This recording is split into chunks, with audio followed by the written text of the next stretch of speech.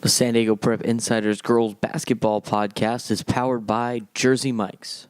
Jersey Mike's, a sub above. Hey, basketball fans, we're out here against Torrey Pines High School, where they just knocked off Rancho Bernardo. I'm here with Rachel Shen, player of the game. Rachel, you had 21 points tonight. What was working for you? I think that we moved the ball around really well, and we just really focused on playing as a team, which is a big thing for us. And we were just able to connect and score tonight, which is great. So you're leading a lot of stat categories for your team, but, you know, it's a team sport. So what can you say about how your team played tonight in knocking off a 12-2 Rancho Bernardo team? Yeah, well, we had the break where we didn't get to play a lot with each other, and a lot of people were gone and everything. So this last couple of days of getting in this gym and being able to play in this gym, we really connected as a team, and it was a good result.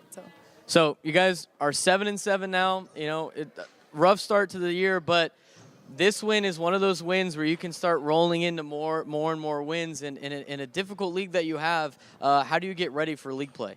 Well, I think that our biggest thing, there's always a lot to improve on, but is just the unforced errors and really taking care of the ball, knowing it's precious. And then when we do, a lot of good things happen, and hopefully more good things continue to happen, and it just gets better and better. Tonight was a game that was two teams playing, but there's two stars playing, you and Lolo of Rancho Bernardo. And you guys were covering each other one-on-one, doing a great job back and forth, but there's some history to that. You guys were on the same club team. What was it like playing Lolo Reynolds on a different team this time?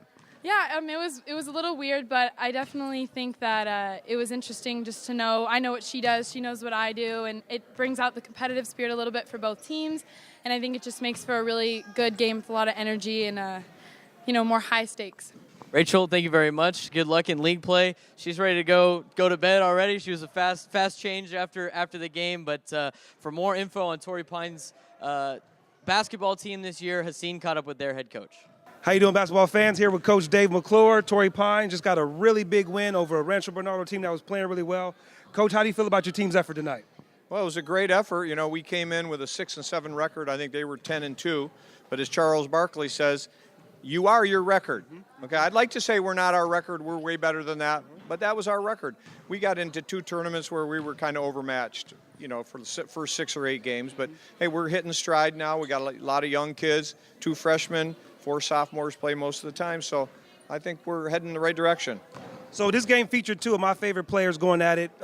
For you guys, Rachel Shen, we interviewed her earlier. And then for Rancho Bernardo, Lolo Reynolds. Yes. They're good friends, club teammates. Talk about, as a coach, how good it is or how fun it is to watch those 2 battle. Oh, it is fun to watch them battle. I like when Rachel battles anybody in town because I've coached for 40 years, and I'll tell you, she's as strong as an athlete in a heart. And she can go 100% on offense and defense every night and never get tired. I mean, she's an incredible athlete. You guys are, you mentioned earlier, you guys are having a little bit of injuries. Talk about your team's resiliency tonight. Again, the team was 12-2 at the time. For you guys to be battle-tested and face them off, and despite some injuries, how do you feel about the resiliency your team showed tonight? Yeah, I think that's real important, you know, for the kids' morale especially, and kids that, you know, weren't getting as much time in the previous games got a lot of time tonight, and they really stepped up. So, I mean, we were really happy about that. We were missing a starter and our 6th man, but a couple of our girls stepped up that hadn't played much and really contributed 8 points each to 2 girls that haven't played much.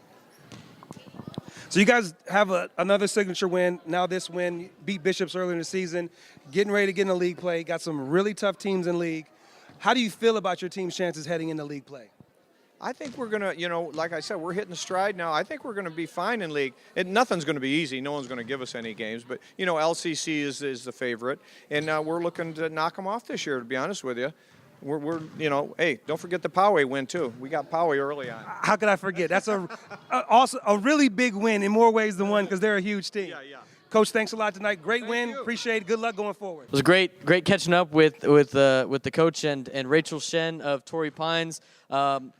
You're at the game a little bit longer than I was. I had to come from another engagement. That's why I'm dressed so nice. Looking dapper. I'm looking great, as always. But So what happened tonight between Rancho Bernardo and Torrey Pines from a coach's standpoint? You know, it's two teams that are young, except for at the point guard spot where they have really strong leaders. Two friends, two battle-tested club teammates, Rachel Shen for Torrey Pines, who we talked to, and then the point guard for Rancho Bernardo, Lolo Reynolds. Just two really good competitors. I love watching them play, leading young teams, and just giving everything they have on both ends of the court for their teams. Just tonight, Torrey Pines made one play more and came out on top. From a fan perspective, you're watching it, you're watching two teams play, but how often were you watching the one-on-one battle between Lolo and Rachel? Absolutely, most of the time, because I'm so familiar with both of them, having battled with them in the club scene, and then, you know, seeing them on the high school level for so many years. I always find myself watching them just because, again, as a coach, for me, I love the fact that they give it all the time. They're super passionate, and that's what you love to see. They really give you everything, both physically and emotionally all the time, and it's a pleasure to watch. All right, so real quick, let's go outlook for both of these schools. We'll start with the loser in Rancho Bernardo. They do have a really good record, but what, if you can look into a crystal ball, what is their future after watching tonight's game? Well, it's tough because they're Division I. So, you know, they're gonna when they get into playoffs, wherever they fall, whether, you know, if they're able to sneak in the Open or Division I, they're going to play some tough teams, and they're actually way ahead of schedule. That's a CIF championship team that lost everybody but Lolo Reynolds. So they're way ahead of where I think the coach thought they'd be right now. So they're kind of playing with house money. Long term, this season, I think, again, anything they get will be a plus. But I think building to the future is kind of more where they'll have their sights set. So Torrey Pines, they were 6-7 coming tonight. Now 7-7 after the win. Obviously, a little bit of a rough patch, but they did beat Poway, as the coach reiterated to us. He made sure we knew, which is always fun, and it makes for a great interview. But you know, and I was talking to Rachel about this. Does a win like this? Is this a type of win that can roll into more wins for Torrey Pines as they start tackling league play? Well, definitely. The coach mentioned their record, so that tells me that was a talking point the last couple of days in practice. They beat Poway, they beat Bishop, so that tells me they can beat any team. So if they can continue to build on wins like this, get better, get healthy. Coach said they had some injuries. Then they're the kind of team that, you know, early around the playoffs, you're looking past them and they sneak up and bite you. They beat Bishops, and people want to say, well, Bishops didn't have Madison Chang, but like we said, like you said, I didn't say this. He went 4-0 last week, going 2-2. He is the expert. I am the guy with the talking mic. Anyway, so you said even without Madison Chang, you beat Bishops. You know, it's an accomplishment. It's a very good feat to do. So Torrey Pines and RB, good futures for both these schools. But let's get into our top 10. Neither of them are in our top 10, but they're pretty close to the radar. But let's start from the bottom, work our way up. Couple schools receiving votes that haven't cracked our top 10 yet, but you should be looking out for: Westview, Serra, and Del Norte. What can you say about some of these teams? These three teams. So Westview's funny. I was watching the game tonight with their point guard, Mackenzie Orabella. She just came back from an ACL tear. So happy to see her back out there playing. They're having that's another team that they lost some seniors to graduation, had some transfers, but they're playing really well.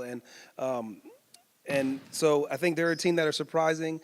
Sarah had a huge win over Mira Mesa earlier in the week. I was obviously there. They got one of the best scorers in the county, and then and Larissa Sievert, and they have a super talented freshman class. So they're a team to watch out for as well. Well, we know the reason why you lost on Friday. Should we tell the audience? My daughter called me. She's the one that told me there is definitely a curse of the podcast. So. We've cursed school teachers. So Torrey is they're in trouble. Next week. Whoever their next game is. As best as we thought their future is going to be, joke's on you. You're actually going to lose it. Sorry, Coach. Unless they break the streak. I hope they break the streak. They might be the Please one. break the streak. They might be the one. Nobody's going to let us come to their school. Exactly. We're not going to be able to get anything else. But those are receiving votes. Let's get into the bottom 5. Most of it didn't really change too much. Cathedral 10, Eastlake 9, LCC and Bonita. We couldn't really determine. Both Hassan or I. It's a toss-up. They both get 7. Bishops is 6. So what can you say about those bottom 5 teams? Bonita's a tough team to figure out because they've had so many injuries.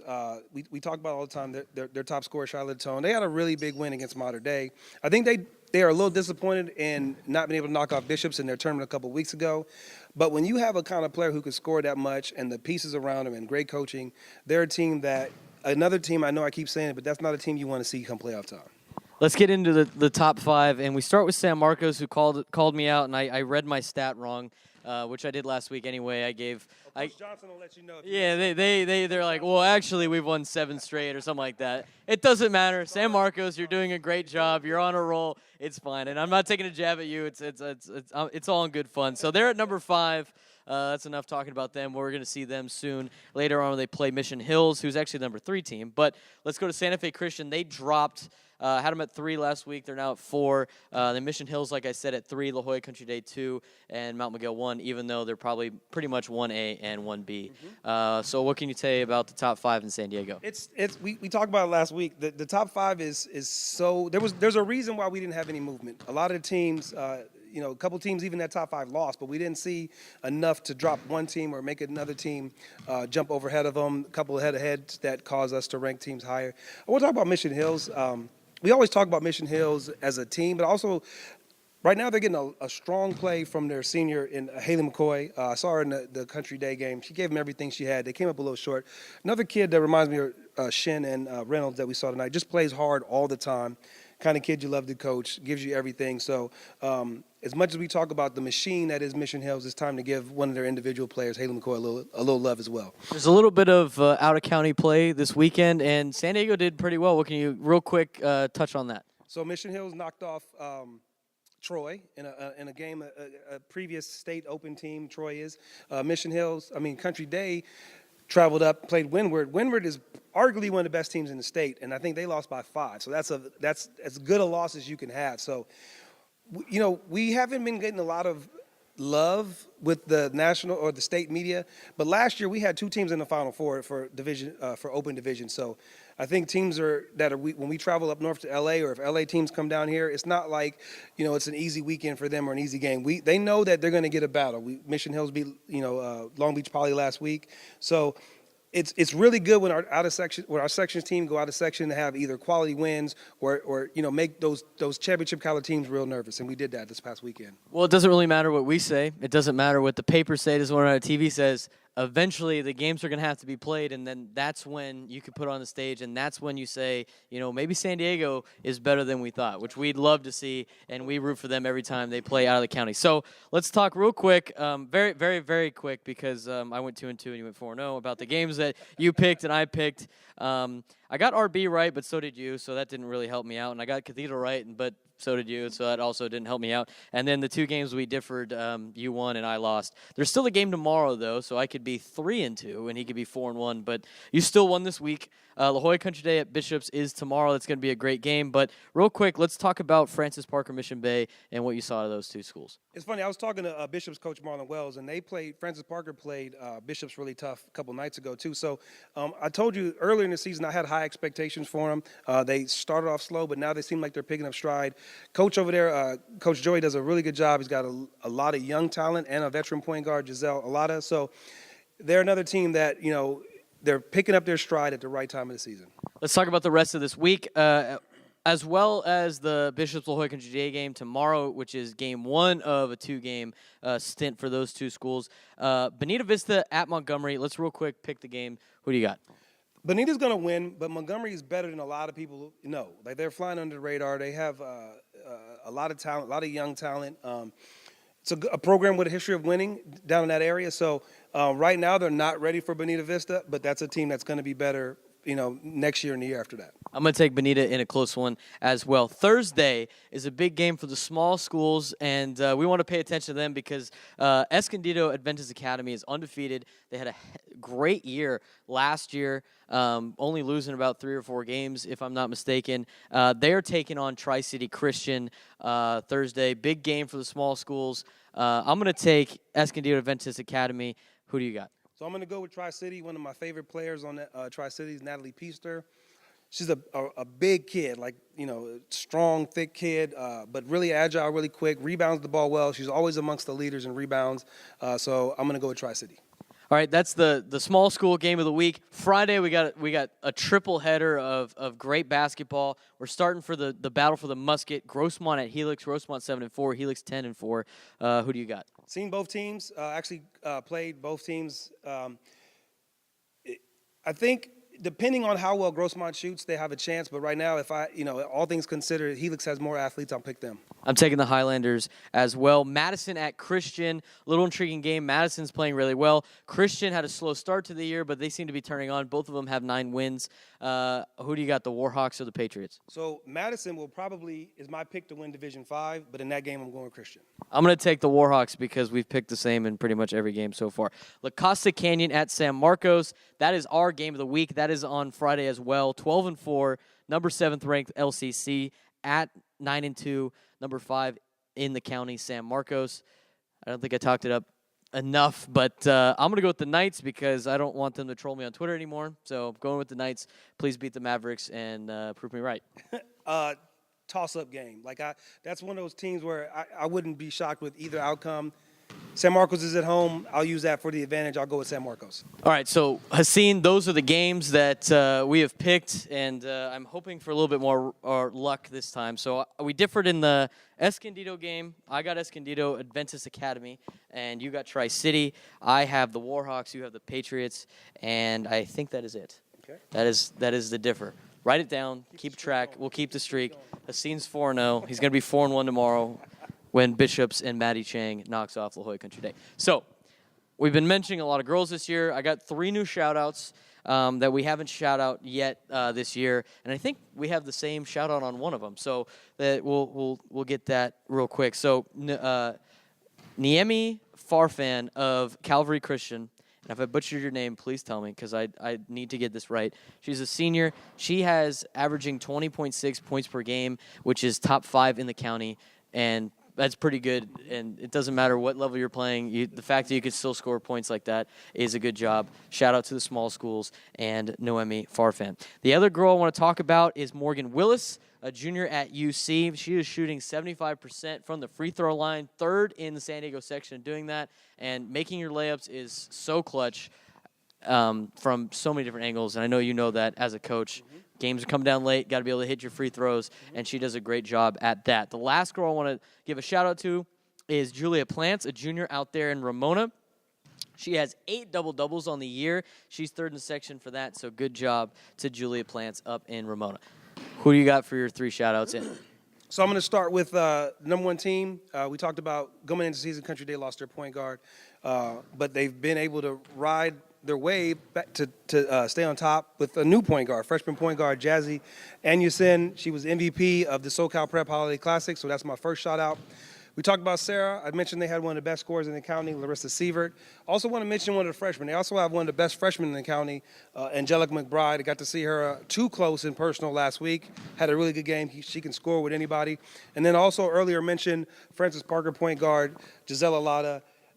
Super underrated. Nobody ever talks about her. Puts up stats on a nightly basis. Averages a double-double. So Gisela Lada, Francis Parker doing a great job.